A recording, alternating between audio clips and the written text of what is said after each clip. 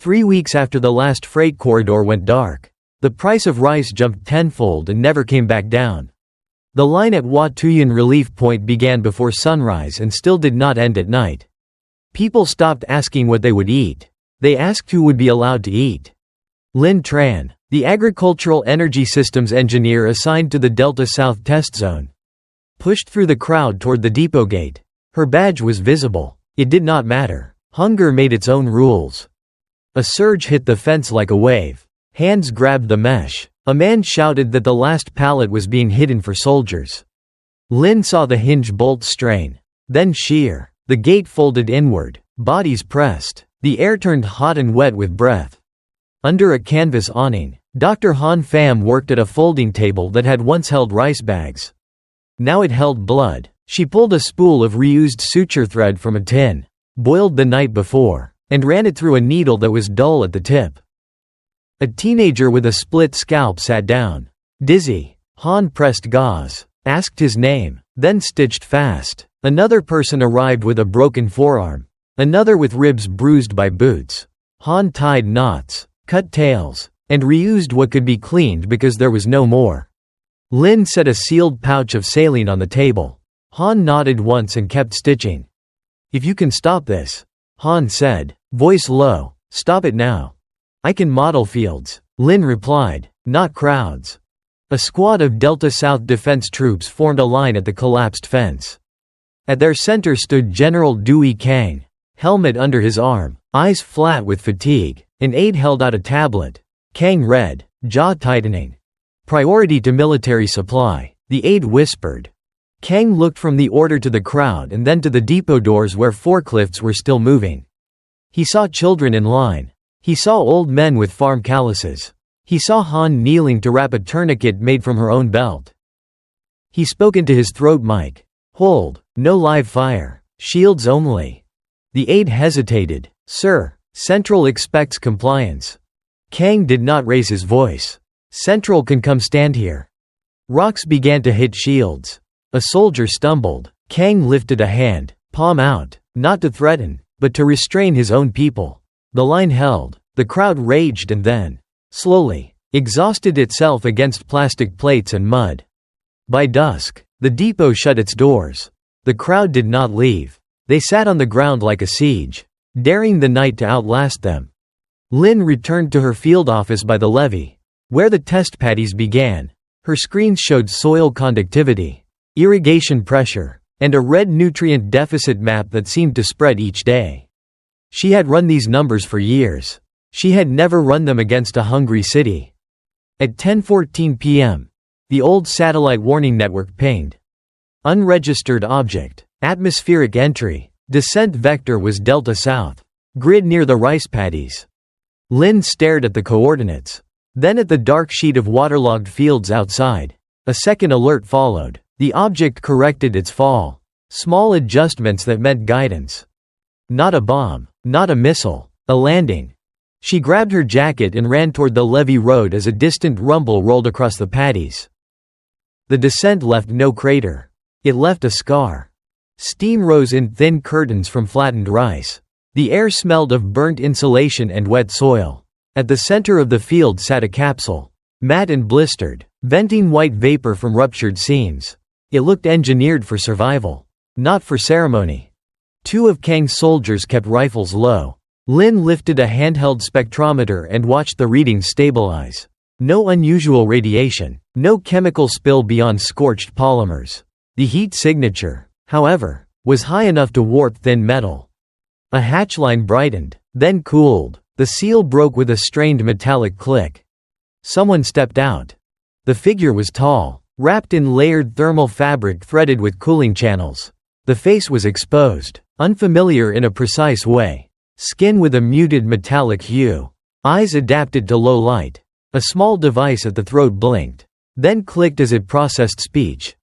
"My designation is Koru." The device rendered in American English. "I request a controlled environment. Your crop zone is suitable."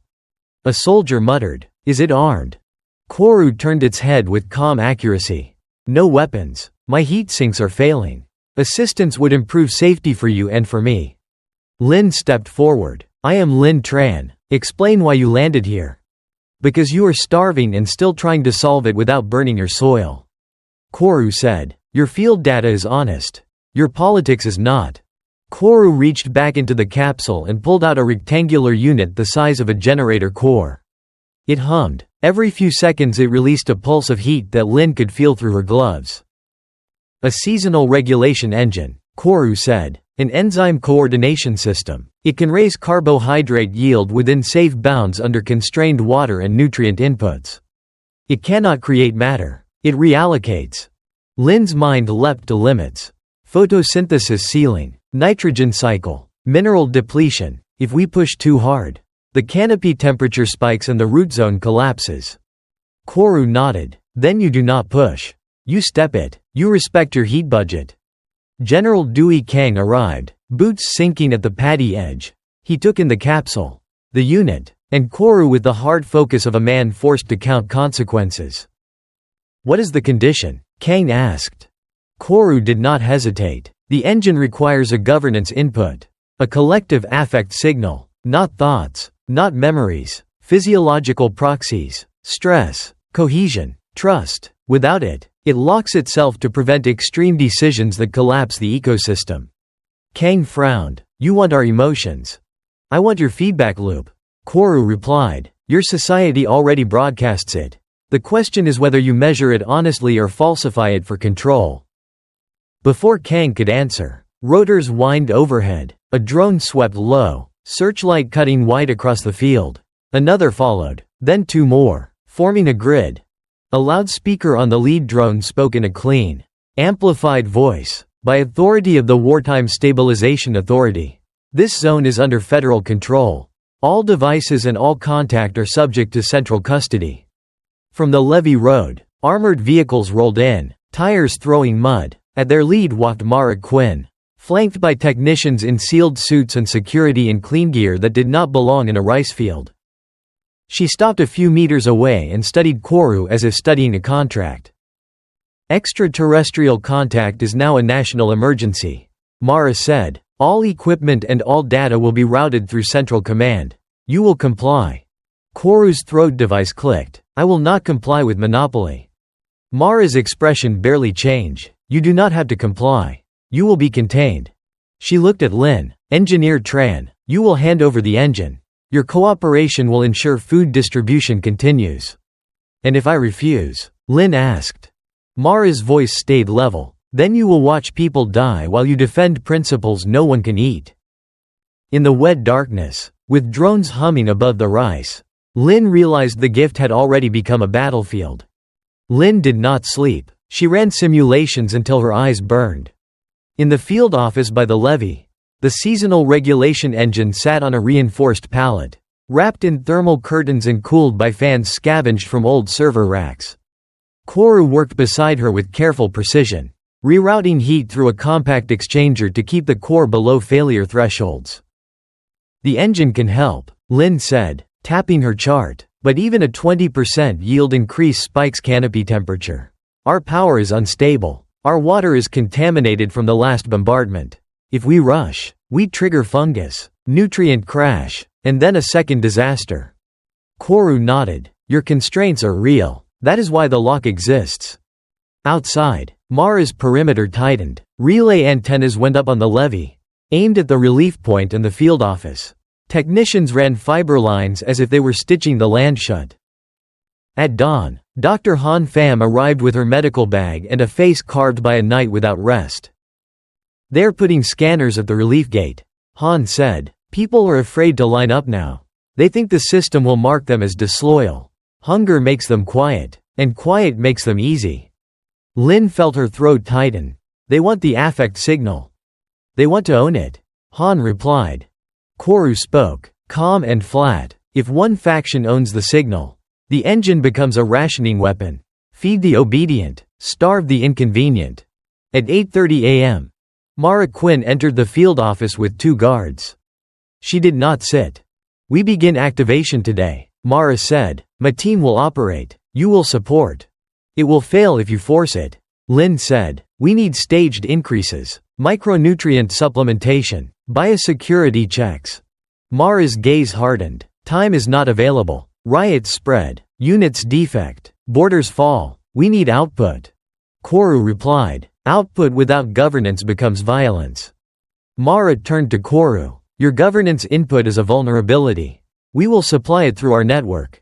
Controlled. Stable. Controlled means falsified, Lin said. Mara did not deny it. Controlled means people do not panic.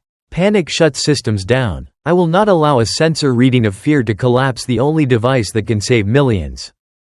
The argument had no clean winner. Only a clock. Under drone surveillance and 2 layers of armed security, Lin initiated the first safe step sequence because the fields could not wait for politics. The engine warmed in pulses. Fans screamed. Soil probes reported moisture draw and ion shifts.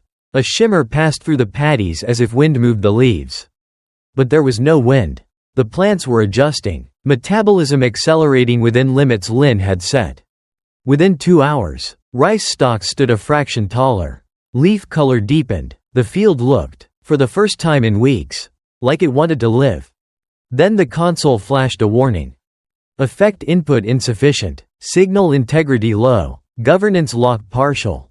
Koru leaned in. Your signal is being blocked.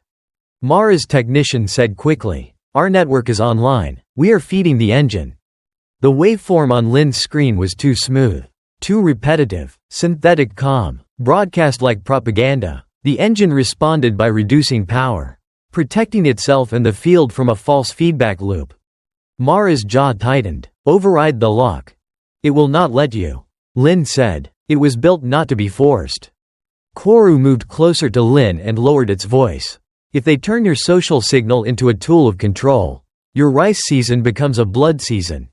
Outside, on the levee road, another convoy arrived. More armored vehicles. More antennas. The perimeter thickened like a closing fist. Lin looked at the growing paddies and then at the failing waveform. She understood the real fight was not about enzyme timing or irrigation pressure. It was about who owned truth when people were hungry. As the afternoon light faded, she began building a distributed mesh anyway. Node by node, storing only fragments, encrypting everything, leaving nothing whole enough to seize. At first light, the armored convoy rolled onto the levee. 2 days later, Delta South felt like a country cut in half. Checkpoints divided the levee road into segments of steel barricades and floodlights. Sirens marked curfew like a metronome.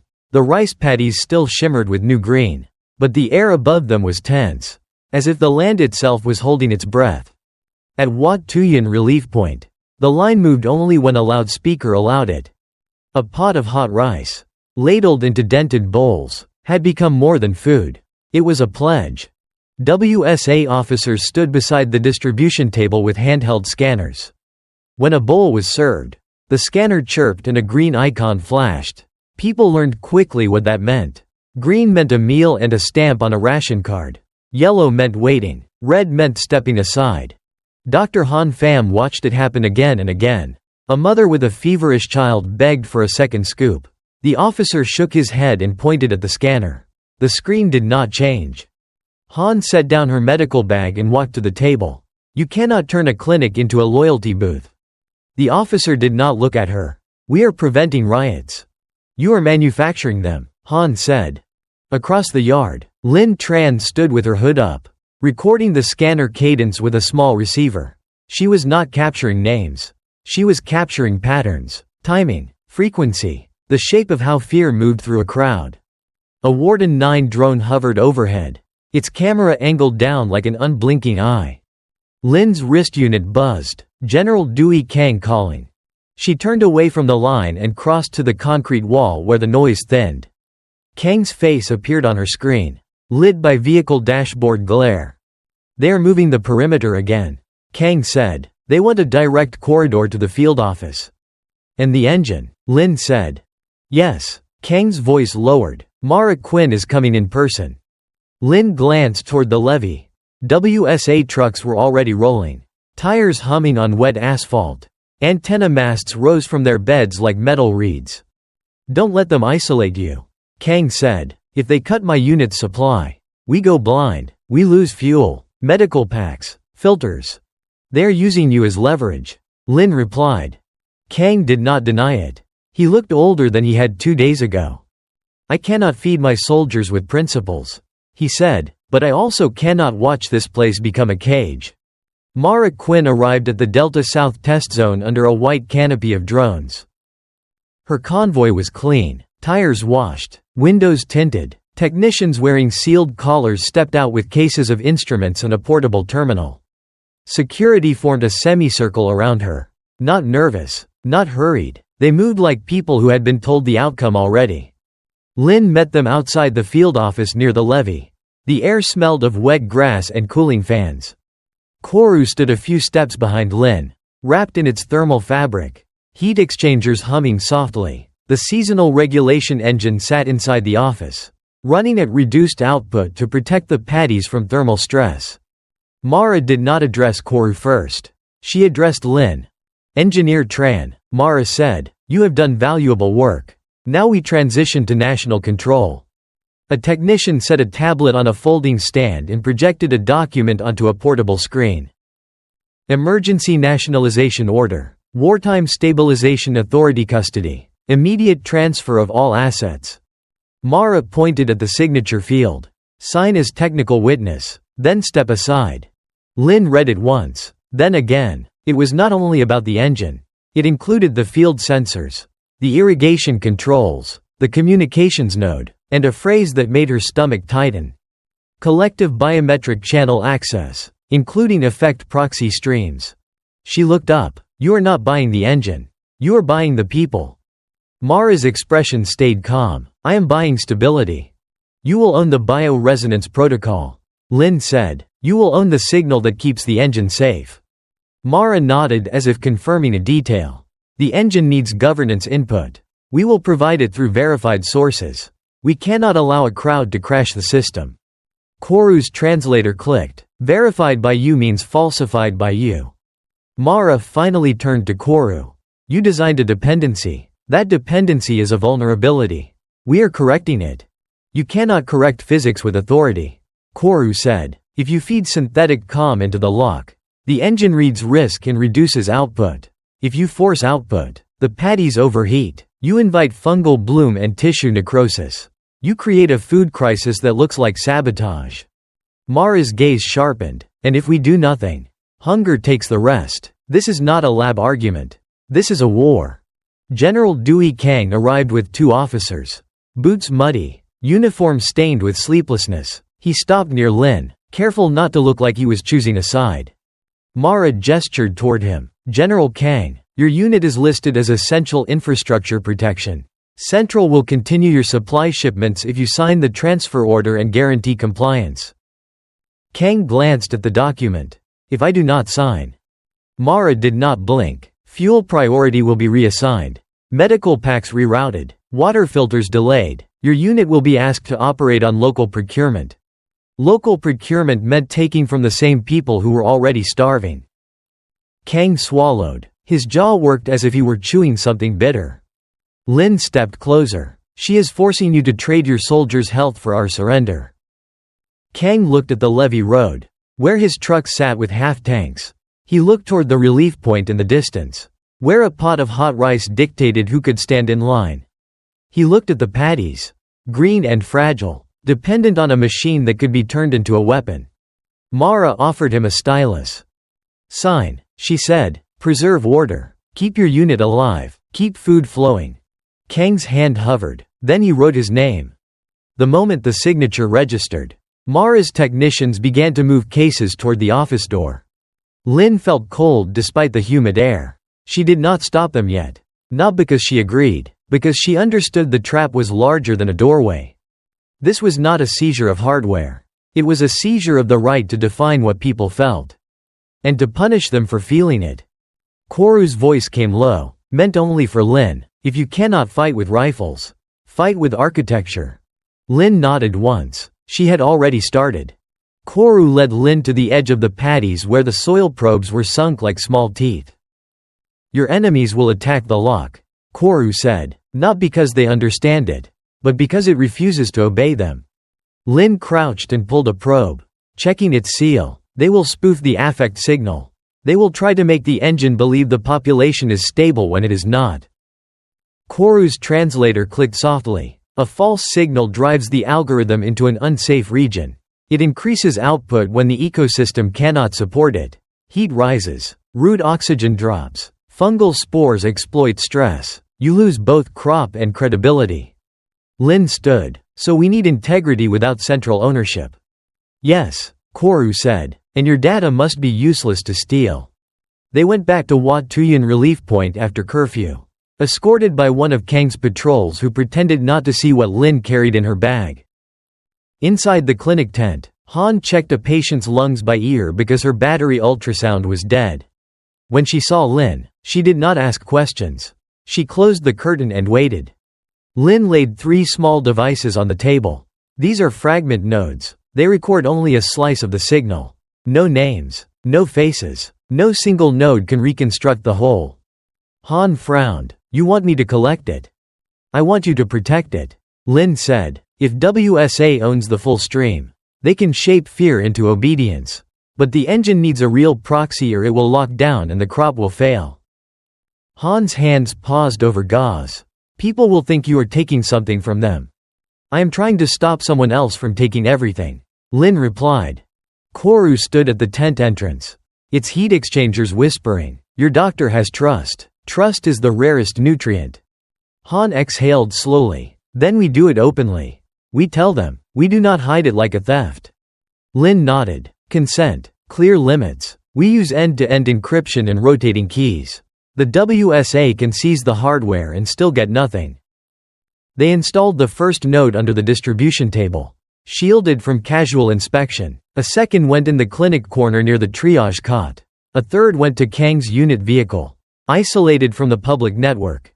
By morning, Lin could see the signal take shape. Not as secrets, but as pulses of stress and relief moving through a living crowd. Then Mara Quinn struck back. WSA broadcast trucks rolled into the relief yard with speakers mounted high.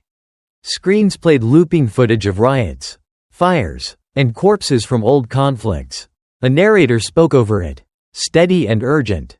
Your neighbors will steal your ration. Your city will collapse. Only central control prevents chaos. The crowd's breathing changed. Heart rates rose. Voices sharpened. The affect proxies spiked. Inside the field office, the seasonal regulation engine read the rising panic as instability. It reduced output further, protecting the paddies from reckless acceleration. To the hungry people watching the green fields, it looked like the machine was failing. Mara appeared on the office feed, face framed in clean light.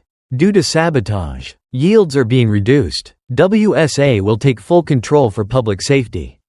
Lin stared at the waveform on her screen. She is torturing the signal to force a lock. Koru's voice stayed level. She is teaching people to fear the truth so they will accept the lie. Han called from the clinic line. Voice tight. The crowd is turning. They think the test zone is hoarding food. Lin's hands moved fast. She adjusted filters, rejected the broadcast-driven spikes, weighted the signal towards steady physiological baselines, toward the patterns that came from real life, not engineered terror. It worked, but only barely. The engine increased output by a fraction. A cautious response, as if it trusted Lin but did not trust the world around her. Mara's next move was not on a screen. It was on the ground. The rice depot burned at 1:17 a.m. Flames climbed the warehouse wall with unnatural speed, fed by fuel that should not have been there. The heat could be felt 2 blocks away. People ran toward it, not to save it, but because the idea of burning rice felt like a death sentence written in fire. WSA cameras were already in position. The first footage released to the public showed silhouettes rushing the depot doors. It showed hands prying open a gate. It showed a soldier falling. It showed chaos. The captions were immediate. Rioters destroy critical food stores. Test zone agitators provoke unrest. Emergency measures justified. By dawn, the relief point crowd was not just hungry. It was furious. Lin reached the depot perimeter with Han and 2 of Kang's soldiers. Ash drifted across the street like dirty snow. The warehouse roof had partially collapsed. Melted plastic dripped from beams. Han stared at the ruins. "This is not desperation," she said. "This is a message." Lynn crouched near the loading ramp where the fire had started. She scanned residue with her handheld spectrometer. Hydrocarbon accelerant. Not cooking fuel. Not random. She noticed boot prints in the soot. A staggered pattern that avoided the areas where the cameras had the clearest view. Whoever started the fire had rehearsed the path. Kang arrived. Face hard. "WSA says your people did it." "I do not have people," Lynn said. "I have a field and a machine." Kang's eyes flicked to the camera poles still standing. Untouched by heat. They protected the cameras. Lynn stood. Anger steadying into focus. This was stage. They needed the public to hate the test zone. They needed consent for the crackdown. From the far end of the street, WSA troops advanced. Shields up. Loudspeakers ordered dispersal. Drones dropped lower, their lights washing the ash gray.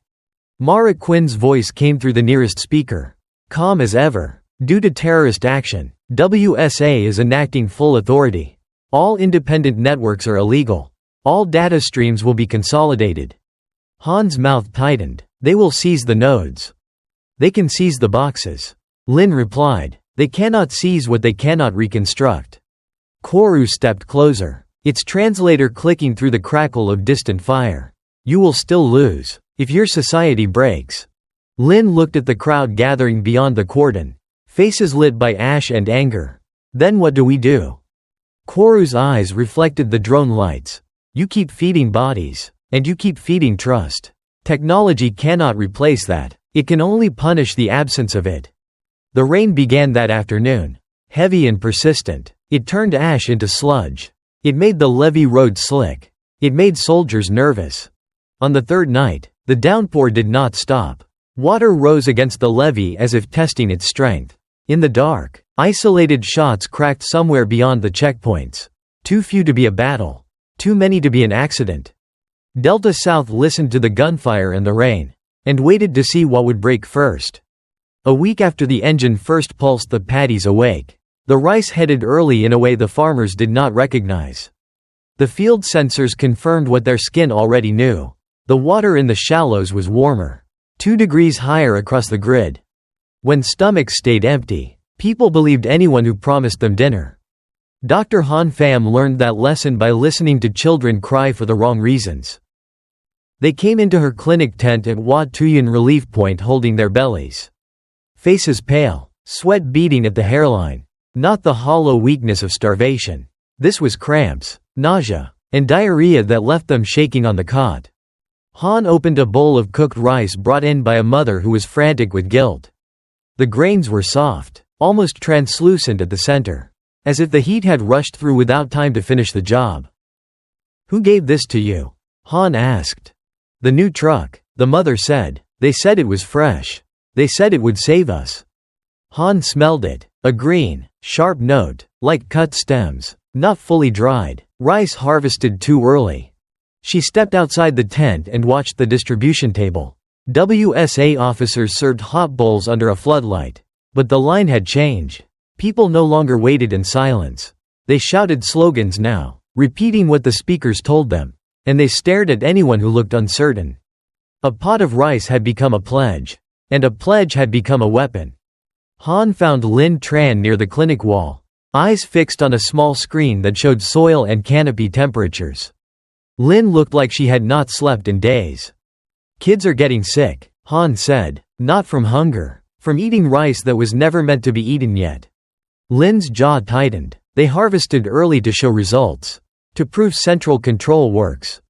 Han lowered her voice. "If it becomes common, people will blame the engine. Or they will blame you." Lin turned the screen so Han could see the nutrient map. The red zones had spread from patches to bands. "We are running into limits. Nitrogen is dropping. Potassium is dropping. Water quality is worse than the last test. The engine can't print minerals out of air." "Tell that to the crowd," Han said. "They don't want limits. They want a bowl." A shout rose from the line. 2 men were arguing about ration tags. One accused the other of hiding extra food. A WSA officer stepped between them. Scanner raised like a judge. Lin's receiver buzzed. Koru requesting her at the field office. She started toward the levee road. Then paused and looked back at Han.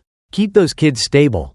"I will," Han said, "but you need to keep the story stable. Or this place burns again."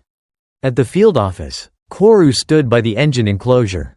Heat exchangers humming. The seasonal regulation engine was running at reduced output. But the cooling fan still screamed every time the unit pulsed. Koru pointed at Lin's canopy temperature chart. "Your thermal margin is shrinking." "It's not only heat," Lin said. "It's the inputs. We're short on clean water. We're short on fertilizer. We're short on everything." Koru's translator clicked. "Then you slow the step rate." "I tried," Lin said. "WSA keeps forcing output. They need a narrative. They need to show they control hunger." A hard knock hit the office door. 3 WSA security personnel entered with a camera unit.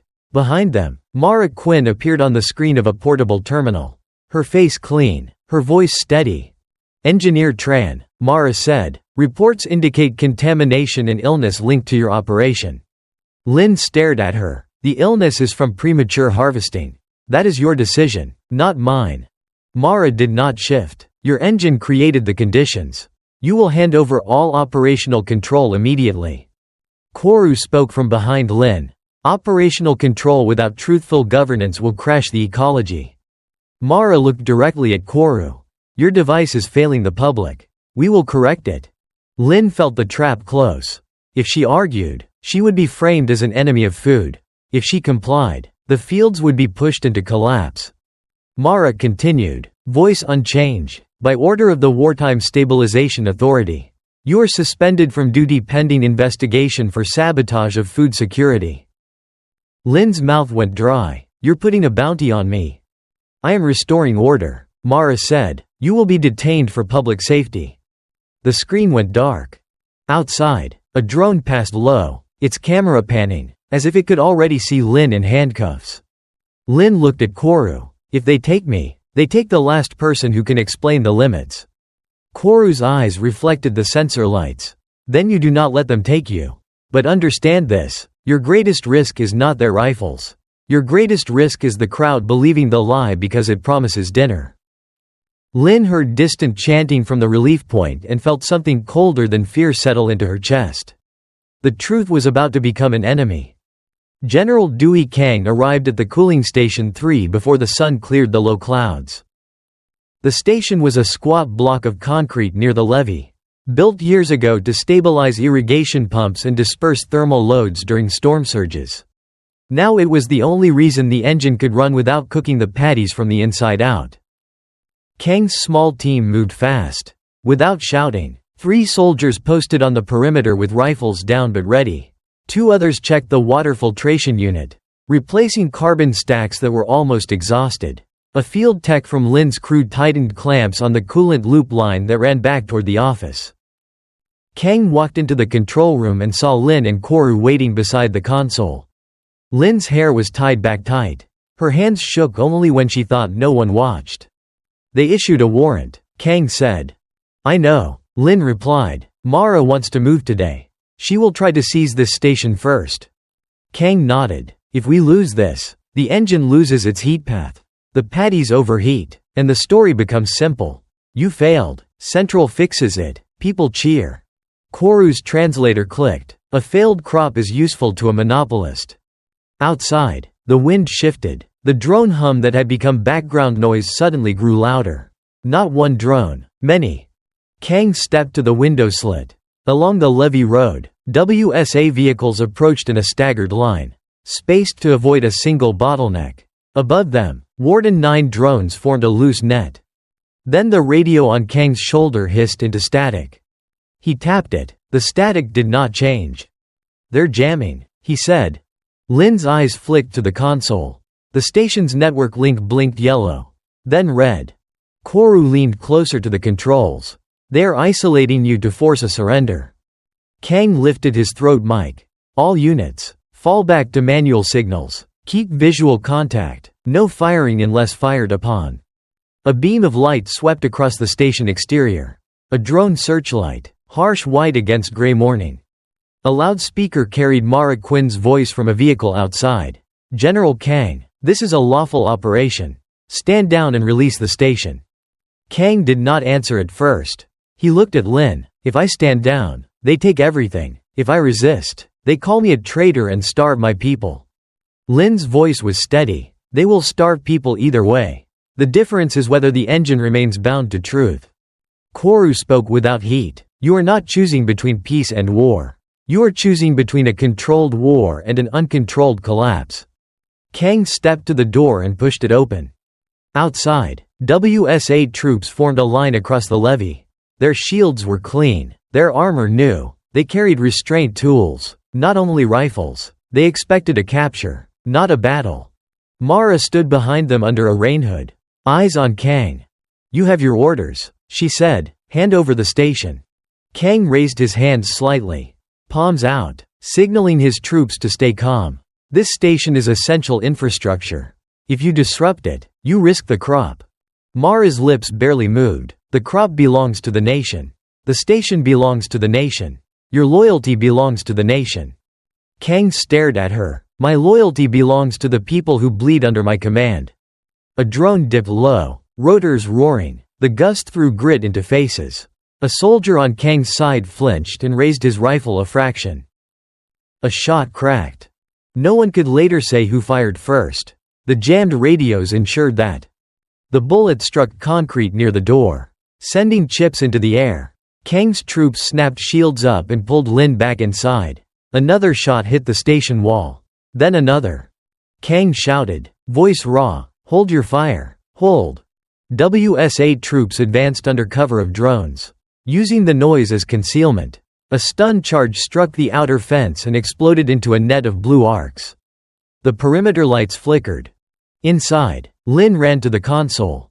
They're trying to cut the coolant loop. Koru's hands moved across the interface faster than Lin had seen before.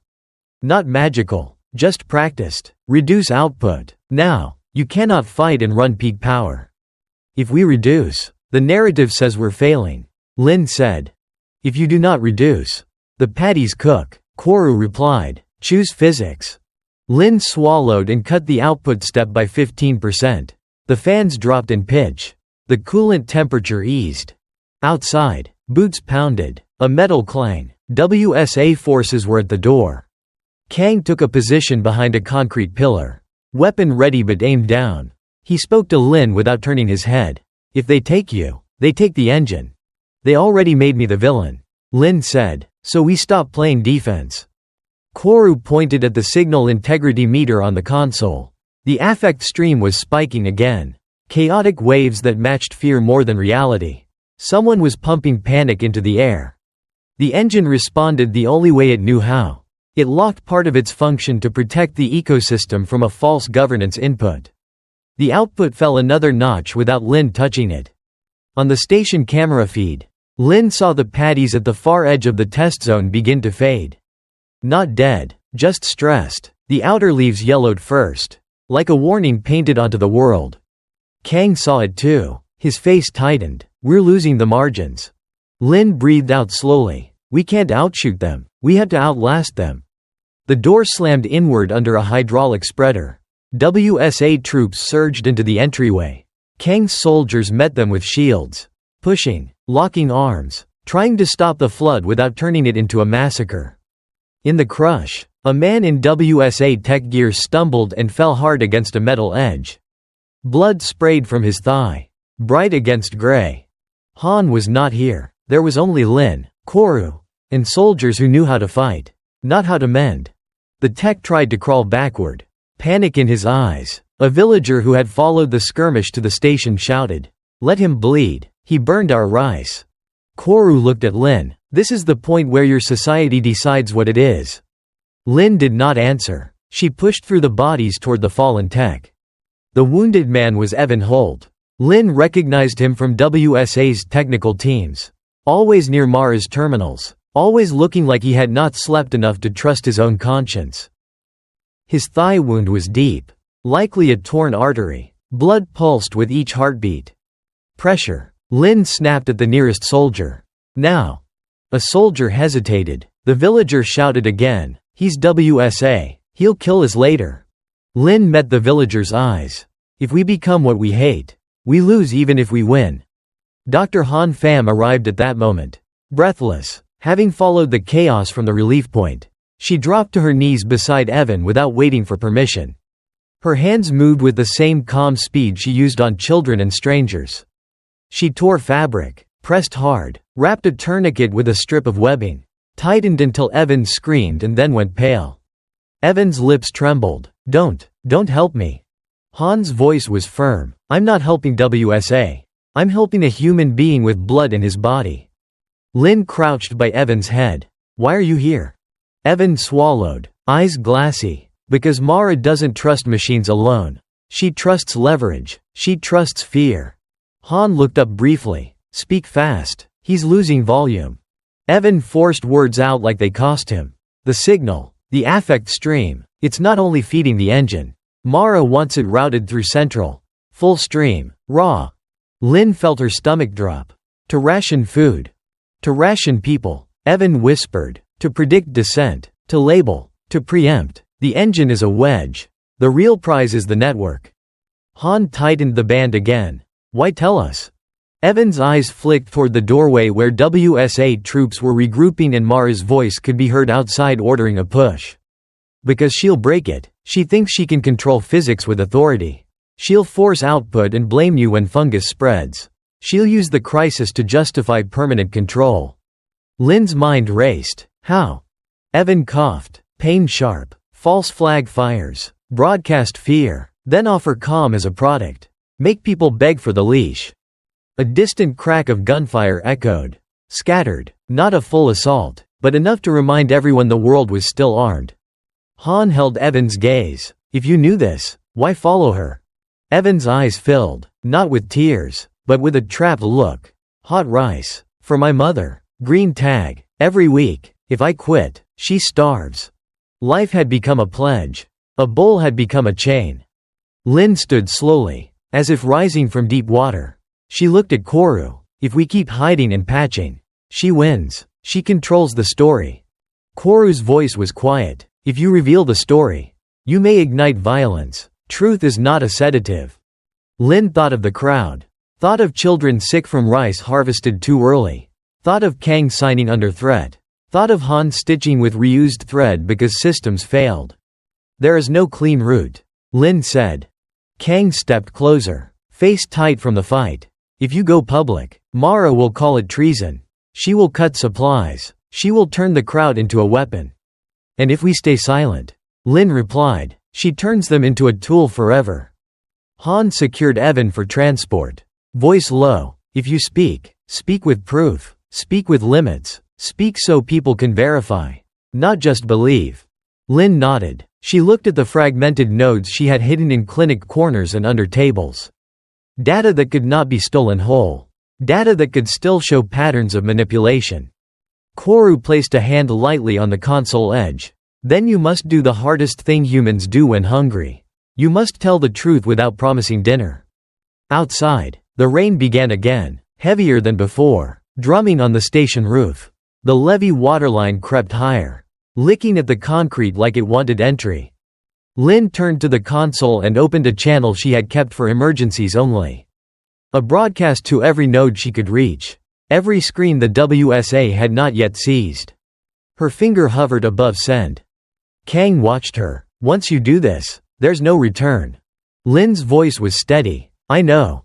12 hours later, the false affect spikes surged to their highest level yet. The engine switched into emergency mode, and the countdown appeared on every console line, ticking toward a shutdown that would not care who was right.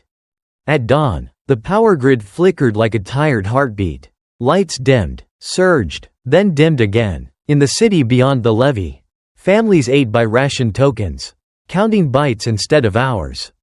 There were moments when being right did not save anyone. Being kind sometimes did.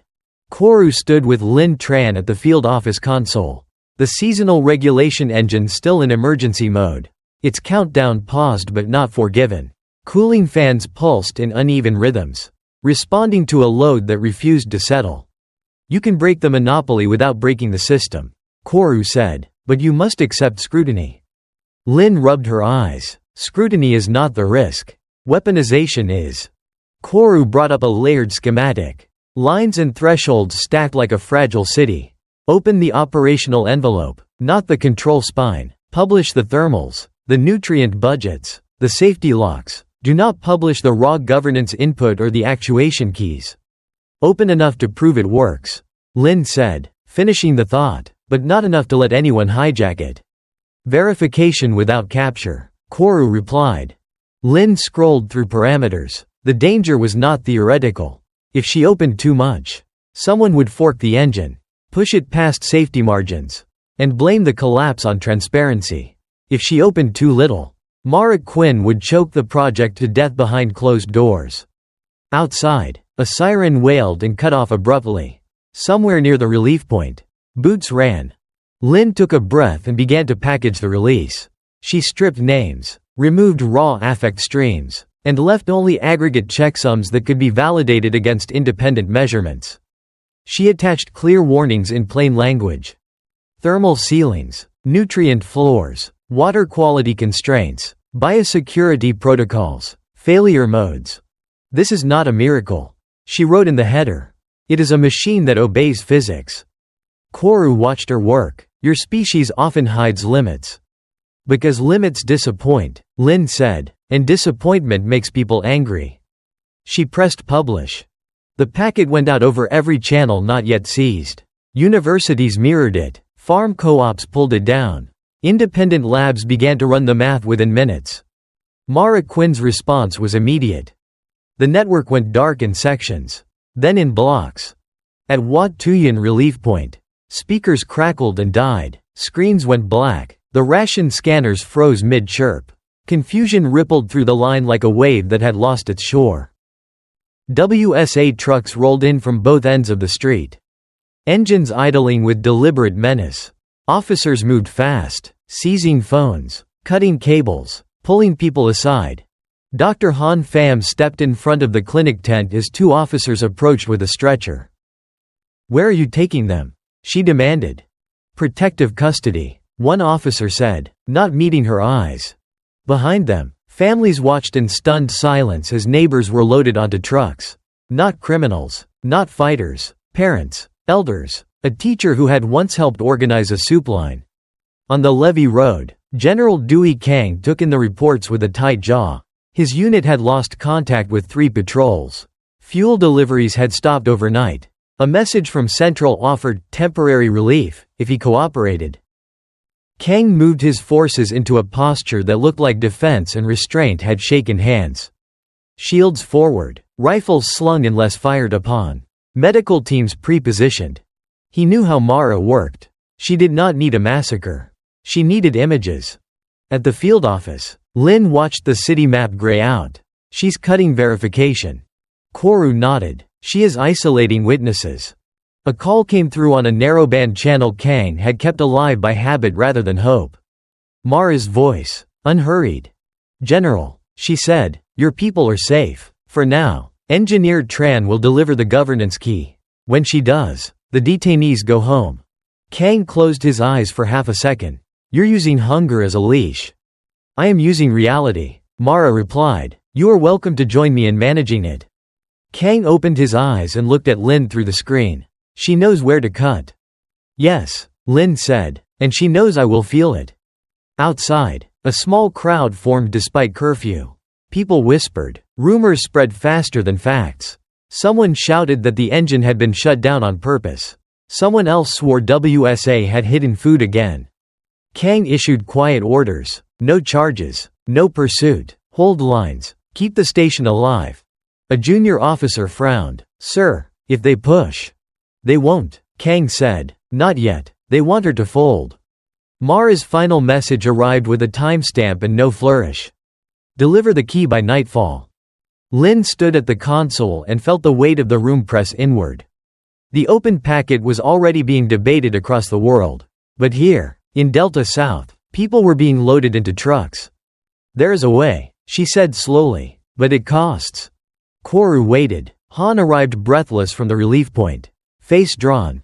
"They took families," Han said. "They left the sick. They want us to choose." Lin nodded. "We choose. But not the way she expects." She sketched the model on the glass wall with a marker.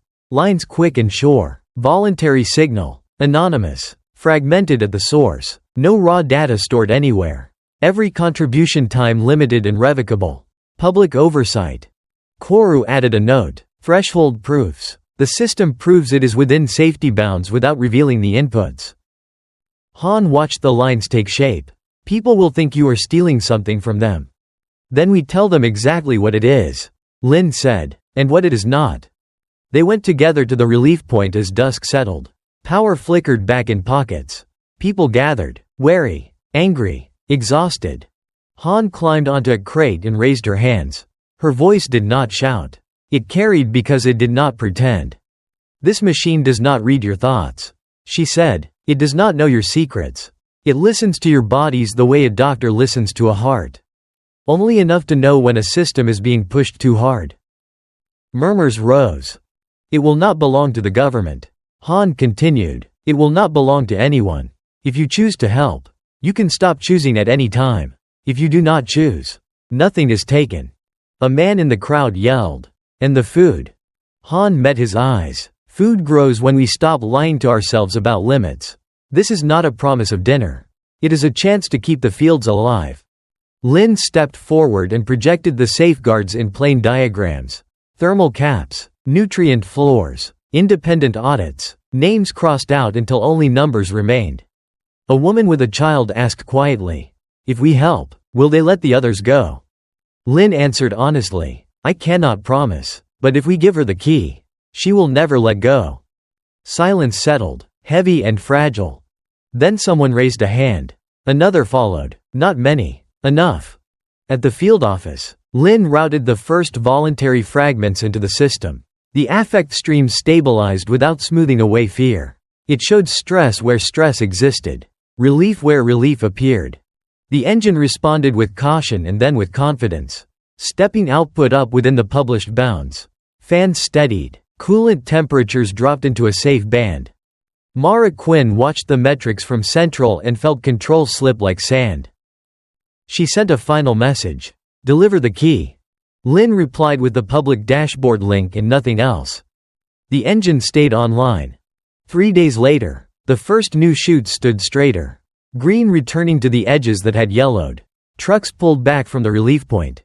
Detainees released quietly without apology. WSA forces consolidated toward the city center, regrouping for what came next. Delta South breathed, not in relief, but in preparation. 10 days after the landing, the hunger eased enough that people stopped shaking in line. But the war did not ease. It simply changed shape. At Wat Tuyen relief point, bowls of hot rice arrived on schedule again. The crowd still watched the scanners. But now they watched each other too. When people could eat, they remembered they had once been more than numbers. Lin Tran walked the levee road at first light, passing the paddies where green had returned in bands. The seasonal regulation engine was stable, but only because the governance stream had stopped pretending fear did not exist. The dashboard showed stress and relief in honest pulses, and the engine responded within its published limits. Koru stood beside the data shelter that had been built behind the field office. A reinforced container packed with relay nodes and audit drives. The container was not impressive. It did not need to be. It was the hinge of the future. "They will not strike the paddies," Koru said. Lin glanced toward the city center, where WSA antennas rose like spears. "They will strike the signal." General Dewey Kang's message arrived through a narrowband channel. His voice was measured, but the words carried urgency. "WSA convoy moving," Kang said. "Not toward the fields, toward the data shelter." Lin felt her stomach tighten. They learned. They will not burn food. They will own the rules. Koru's translator clicked softly. "Then you must make ownership self-defeating." Lin and Koru had prepared for this. Not with explosives, with verification. They entered the shelter and brought up the control interface for the audit layer. Lin had learned to build systems that survived politics by refusing to reward coercion. Koru had learned, long before arriving here, that human fear could be measured, but never safely held by one hand. Lin keyed in the last change set. If a single authority tries to consolidate the raw stream, the engine reduces output to the minimum safe baseline. Koru nodded. A crop that lives is not enough for a monopolist. They require a crop that proves their power. Your design denies them that proof. Outside, the drone hum grew louder. A Warden 9 swept low over the levee, searchlight painting the road in hard white. Behind it, armored trucks rolled forward with the calm confidence of a force that had always expected to win. Kang's small unit took positions at the junction. Shields up, rifles still slung. His posture was the same as before. Protect without turning the levee into a graveyard. A WSA officer stepped forward with a portable terminal. By order of the Wartime Stabilization Authority, this facility is under central custody. All nodes will be transferred. Kang's jaw tightened. This is a civilian audit shelter.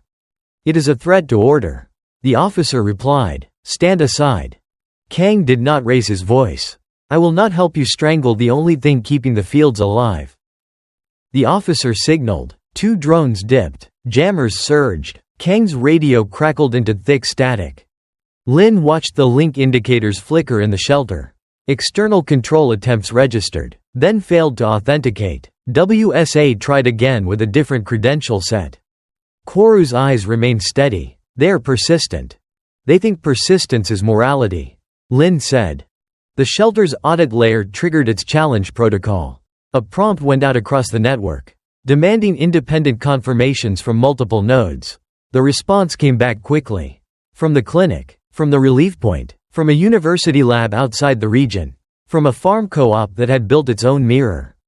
Verification passed. Consolidation attempt detected. Risk of weaponization elevated. The engine responded instantly. Output stepped down, not to punish the hungry, but to deny a lie. The patties would still live, but they would not surge. No miracle harvest for a propaganda broadcast. No sudden plenty that Mara could claim as her signature. On Mara Quinn's central dashboard, the yield curve flattened. She did not retreat. The convoy rolled forward anyway. Lin felt a cold admiration she hated. Mara did not need to ruin Rice to win. She needed to own the story of Rice. Even a smaller yield would be enough if it arrived with obedience attached. The war had never been about food alone. It had always been about who controlled the fear behind hunger. Mara Quinn entered the data shelter without raising a weapon. She arrived with 2 guards and a technician carrying a sealed drive case. Her boots were clean, not because she avoided mud, but because she lived in places that others cleaned for her. Lin stood between Mara and the console. Koru remained slightly behind Lin, quiet, watchful, its cooling system humming in a low, steady rhythm. Mara's eyes moved over the interface and the audit logs, then back to Lin. "You built a trap," Mara said. "I built a guardrail," Lin replied. "If one hand tries to own the raw stream, the system refuses to accelerate." Mara's mouth tightened. "You would slow food to protect an idea. I would slow a lie to protect lives," Lin said. Mara took 1 step closer. Her voice stayed level, but something in her gaze sharpened into something personal. "You think I want to be a tyrant," Mara said. "You think I woke up one day and decided to leash a population." Lin held her ground. "You are leashing them. Whether you enjoy it is irrelevant." Mara exhaled slowly. For the first time, her composure showed a thin crack. "I watched a city die because rumors spread faster than water," she said. "I watched mothers trample each other for sacks of grain that were never even there. I watched a militia fire into a crowd because they were afraid. And the crowd turned that fear into a stampede." Lin did not speak. She let Mara continue, because this was not a confession for pity. It was a map of motive. "People think chaos is romantic," Mara said. "They think freedom is a banner you wave. But when the shelves are empty, freedom becomes a spark becomes a fire becomes a funeral." Koru's translator clicked. Control does not erase fear. It only hides it until it breaks through in a more violent form. Mara's eyes flicked to Koru. "You do not understand humans." "I measure humans," Koru replied, "and your method increases long-term instability." Mara looked back at Lin. "I do not want anyone to die because a crowd panicked. That is all." Lin's voice softened without losing firmness. "Then stop feeding panic on purpose. Stop staging fires. Stop turning a hot bowl into a loyalty oath." Mara's jaw clenched. "I did what I had to do." And now you are addicted to the feeling that only you can. Lin said, you fear the crowd, so you make the crowd your tool. For a moment, silence filled the shelter, broken only by fan noise and distant thunder. Outside, Kang's troops held their line under drones. No gunfire yet. Everyone was waiting for a decision. Mara's hands curled slightly, then relaxed. Give me the key. I will stabilize distribution. I will end the checkpoints. I will make the rice flow. Lin shook her head. The key does not exist in one place anymore. Mara's eyes narrowed. You fragmented it. We fragmented trust, Lin said, on purpose, so no one can seize it with a convoy. Mara's voice turned colder. Then you have created a council that can be infiltrated, betrayed, corrupted. Yes, Lin said, it is dangerous, but it is a danger we share, not a danger you impose. Mara stared at Lin as if seeing the real enemy at last. Not a person, a principle. You would rather risk the slow death of governance than the fast control of order. Mara said. I would rather risk human responsibility than machine obedience. Lin replied. Mara stepped back. The technician behind her opened the drive case as if waiting for permission. Mara did not give it. She turned toward the exit. Voice measured. You have 10 hours before I sever every link I can reach. Lin watched her go and realized Mara's fear was real. And that made her more dangerous. Not less. The new data station was not built as a fortress. It was built as an agreement. 10 days earlier, a single shelter had held the audit drives. Now there were multiple nodes. Spread across the region. The clinic, the relief point, a school basement, a farm co-op shed, a university lab in a city that still had power half the day. Each node held fragments. Each node carried equal authority. Each node published its audit trail in public view. When the system stepped output up or down, anyone could see why. Heat margins, nutrient floors, water purity indices, biosecurity flags. The raw affect stream remained shredded and time-limited. There was no vault to raid. No single wire to cut. That morning, Dr. Han Pham stood at Wat Tuyen Relief Point with a simple sign written by hand. Voluntary, anonymous, revocable. She spoke to the line with a tired voice that did not pretend it could fix everything. This is not a confession, she said. It is a contribution. If you do it, you help keep the field stable. If you do not, no one punishes you. We are done with punishment. People listened differently now, not because they trusted easily, but because they had been burned by easy trust. General Dewey Kang walked the perimeter without helmet, letting people see his face. He had lost the clean comfort of neutrality. He had gained something heavier. Accountability. When Mara Quinn's remaining units tried one last consolidation push, the network responded exactly as designed. It did not collapse. It did not spike. It simply reduced output to baseline and displayed the reason publicly. Unauthorized capture attempt detected. Output limited to prevent weaponization. The message traveled faster than any rumor because it came with numbers, logs, and independent confirmations. Mara faced a wall she could not intimidate. Not a wall of guns. A wall of shared verification. She withdrew to the city center with the forces still loyal to her. Not defeated in a battlefield sense, but cornered in legitimacy. Some wanted her arrested immediately. Kang refused that urge. Not here, he told Lin, not with crowds and hunger still fresh. We handle it by process, not by revenge. Mara left behind a sealed statement and surrendered herself to a tribunal framework she had once used against others. It was not mercy. It was the only way to avoid turning justice into another riot. On the levee at dusk, Koru stood with Lin, watching the paddies sway in a light wind. The rice heads were heavier now. Not miraculous, but real. My cooperation condition has been met, Koru said. Your society has learned not to weaponize collective affect without being caught by its own transparency. Lin swallowed. So you are leaving? Yes, Koru replied. If I stay, you will blame or worship me. Both are forms of surrender. Lin looked at the field. What do you leave us with? Koru's translator clicked, and the words came out plain. Heat must be vented. Nutrients must be replaced. Water must be clean. No story can change that.